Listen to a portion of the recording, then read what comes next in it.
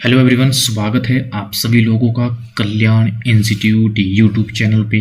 आज हम इस वीडियो के अंतर्गत पूर्ण रोजगार का अर्थ यानी कि मीनिंग ऑफ फुल एम्प्लॉयमेंट को जानने और समझने का प्रयास करेंगे कि जो पूर्ण रोजगार है ये कौन सी स्थिति होती है, किस तरह की होती है, और बेरोजगारी की स्थिति क्या होती है, वो किस तरह की होती है, और ये भी समझेंगे कि बेरोजगारी के कितने और कौन कौन से महत्वपूर्ण प्रकार होते हैं।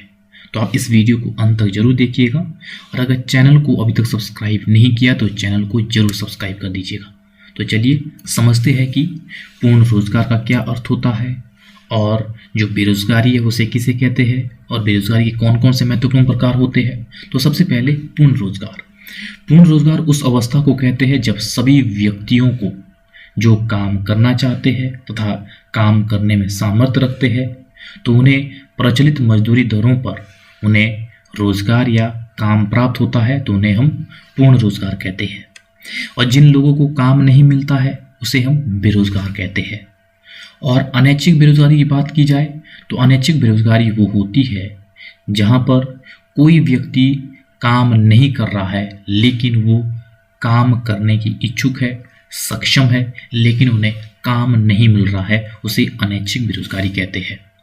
अगर हम स्वैच्छिक बेरोजगारी की बात करें तो जो अपनी स्वेच्छा से, अपनी इच्छा से काम नहीं करना चाहता है उसे हम स्वैच्छिक बेरोजगारी कहते हैं। तो इस तरह से ये अनैच्छिक और स्वैच्छिक बेरोजगारी है। अब हम समझते हैं कि कौन कौन से अन्य महत्वपूर्ण प्रकार है बेरोजगारी के, उन प्रकारों को समझ लेते हैं। जिसमें कि सबसे पहले मौसमी बेरोजगारी। यह उन क्षेत्रों में पाई जाती है जहां पर वर्ष के कुछ खास मौसम में ही रोजगार उपलब्ध होता है, जैसे कि कृषि और पर्यटक क्षेत्र पर। इन खास समय अंतराल पर ही उन्हें रोजगार मिलता है, उसके बाद वो बेरोजगार होते हैं। एक मौसम में काम मिलता है और अन्य मौसम में वो बेरोजगार रहते हैं। दूसरा, प्रच्छन्न या अदृश्य बेरोजगारी। अदृश्य बेरोजगारी यह तब होती है जब किसी काम में, किसी कार्य में आवश्यकता से अधिक लोग लगे होते हैं। यानी कि आवश्यकता तो है 2 लोग की लेकिन यहाँ पे 5 लोग कार्य कर रहे हैं। तो ऐसे में इनकी यहाँ पे जो सीमांत उत्पादकता है, जो हम अतिरिक्त लोगों को लगा रहे हैं, इनकी सीमांत उत्पादकता 0 होती है। जैसे कि कृषि क्षेत्र में लगे होते हैं आवश्यकता से अधिक लोग, तो ये अदृश्य बेरोजगारी है जिनकी सीमांत उत्पादकता 0 होती है। और तीसरा प्रकार है चक्रीय बेरोजगारी। यह अर्थव्यवस्था में उतार चढ़ाव के कारण जब मंदी होती है उस दौरान होती है। केन्स के अनुसार देश में निवेश के कम होने के कारण समस्त मांग घट जाती है जिससे कि बेरोजगारी उत्पन्न होती है। जब उतार चढ़ाव होते हैं तो इस वजह से ये बेरोजगारी उत्पन्न होती है। जब एक तरह से मंदी का दौर होता है, इस मंदी के दौर में डिमांड कम होती है तो ऐसे में ये बेरोजगारी उत्पन्न होती है, तो इसे हम चक्रीय बेरोजगारी कहते हैं।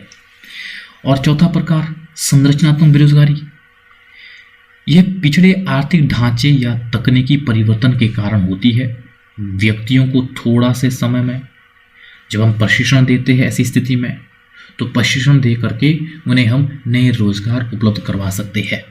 यानी कि तकनीकी तौर पर जब परिवर्तन होता है, नई टेक्नोलॉजी को एडॉप्ट किया जाता है तो उस दौरान कुछ समय के लिए लोग बेरोजगार होते हैं। और जब उन्हें थोड़े से समय अंतराल में या कुछ समय में उन्हें प्रशिक्षण दिया जाए उस समय, उस संबंध में, उस टेक्नोलॉजी के संबंध में, तो उन्हें नए रोजगार भी उसके बाद, उस प्रशिक्षण के बाद उन्हें प्रदान किए जा सकते हैं। तो इस तरह से ये संरचनात्मक बेरोजगारी है, ये एक तरह से आर्थिक ढांचे में जब परिवर्तन होता है, वो चाहे तकनीकी परिवर्तन क्यों ना हो, उसकी वजह से ये बेरोजगारी आती है और ऐसे में व्यक्तियों को प्रशिक्षण दे करके रोजगार उपलब्ध करवाया जा सकता है।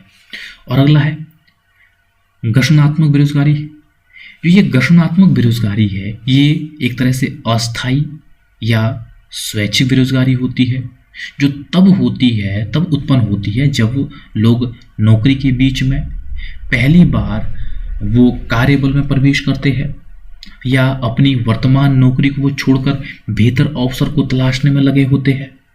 तो इस तरह से जो ये गठनात्मक बेरोजगारी है, ये एक तरह से ये स्वैच्छिक बेरोजगारी का एक भाग है, जो कहीं ना कहीं थोड़े से समय अंतराल के लिए ये बेरोजगार रहते हैं, इसीलिए इसे अस्थायी बेरोजगारी भी कहा जाता है। और अगला है तकनीकी बेरोजगारी। तकनीकी बेरोजगारी तब होती है जब प्रौद्योगिकी और कार्य पद्धति के विकास के कारण कुछ श्रमिकों को अपनी नौकरी खोनी पड़ती है।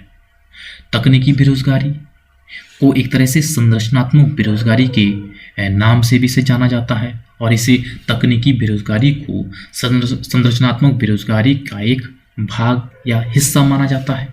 इस तरह से ये जो संरचनात्मक बेरोजगारी का एक तरह से व्यापक अवधारणा के तौर पर इसे माना जाता है कि किस तरह से जो ये तकनीकी बेरोजगारी है, ये एक तरह से प्रौद्योगिकी और कार्य पद्धति के विकास के कारण यहाँ पर श्रमिकों को नौकरी खोनी पड़ती है, जो कहीं ना कहीं टेक्नोलॉजी की वजह से ये बेरोजगारी उत्पन्न होती है।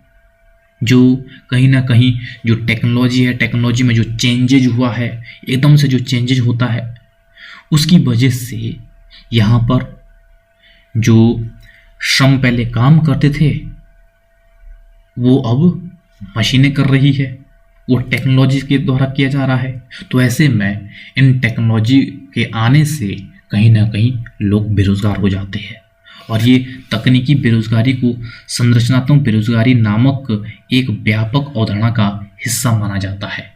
तो इस तरह से यह तकनीकी बेरोजगारी जो कहीं ना कहीं टेक्नोलॉजी के फलस्वरूप ये बेरोजगारी उत्पन्न होती है। तो इस तरह से ये बेरोजगारी के प्रकार है जो हमने यहाँ पे समझा। तो यहाँ पे इस वीडियो के अंतर्गत हमने पूर्ण रोजगार क्या है, किस तरह से है, और बेरोजगारी क्या होती है, बेरोजगारी के कौन कौन से महत्वपूर्ण प्रकार है, इनको हमने आज इस वीडियो के अंतर्गत समझा। तो मुझे उम्मीद है कि आपके लिए जो ये वीडियो काफ़ी उपयोगी रहा होगा। और अगर चैनल को अभी तक सब्सक्राइब नहीं किया तो चैनल को जरूर सब्सक्राइब कर दीजिएगा और मुझे दीजिएगा इजाज़त। और आप सभी लोग का बहुत बहुत शुक्रिया।